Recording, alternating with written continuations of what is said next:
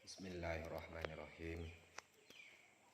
Assalamualaikum warahmatullahi wabarakatuh.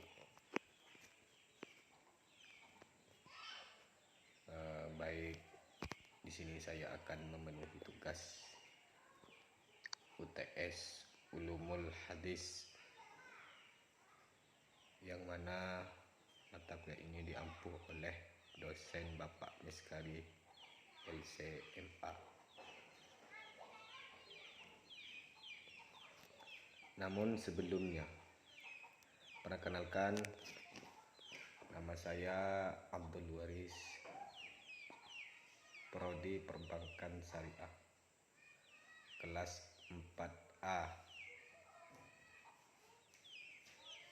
dengan NIM 11907-107.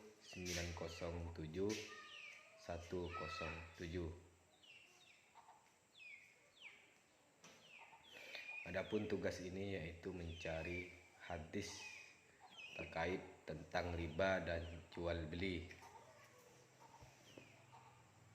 Sebelum masuk pada hadis,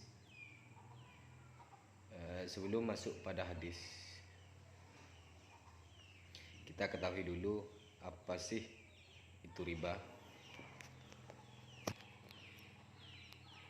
Riba menurut bahasa yaitu ziyadah yang berarti tambahan. Adapun menurut istilah, yaitu berarti pengambilan tambahan dari harta pokok atau modal secara batil.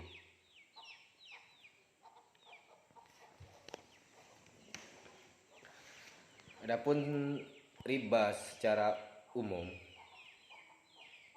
yaitu pengambilan tambahan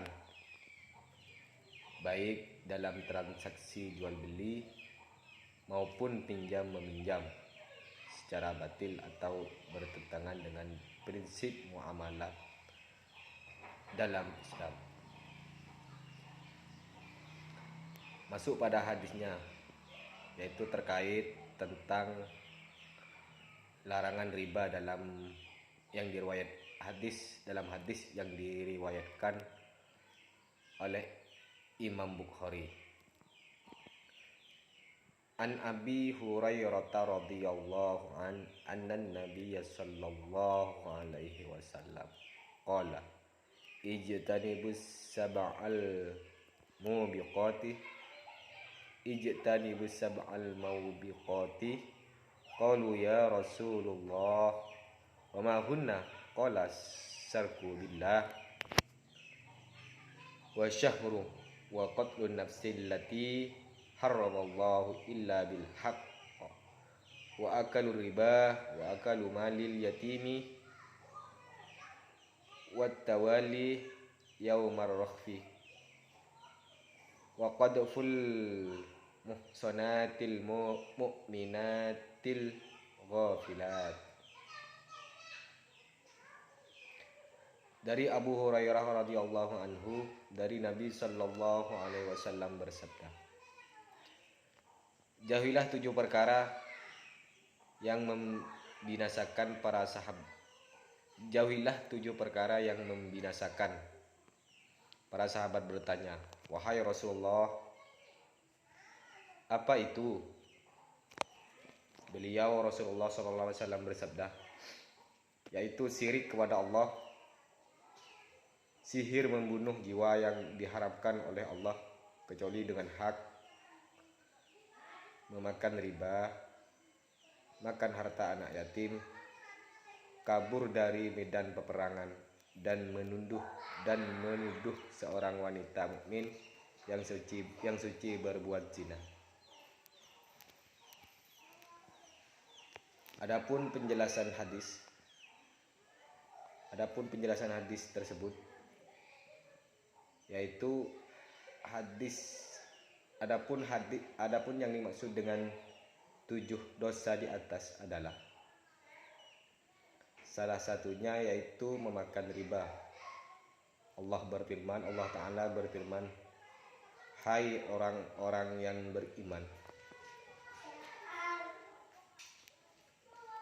bertakwalah kepada Allah dan tinggalkan riba, dan tinggalkan sisa riba atau yang belum dipungut. Jika kau orang-orang yang beriman, keadaan mereka yang demikian itu adalah disebabkan mereka berkata atau berpendapat sesungguhnya jual beli itu sama dengan riba. Padahal Allah Ta'ala telah menghalalkan jual beli dan mengharamkan riba.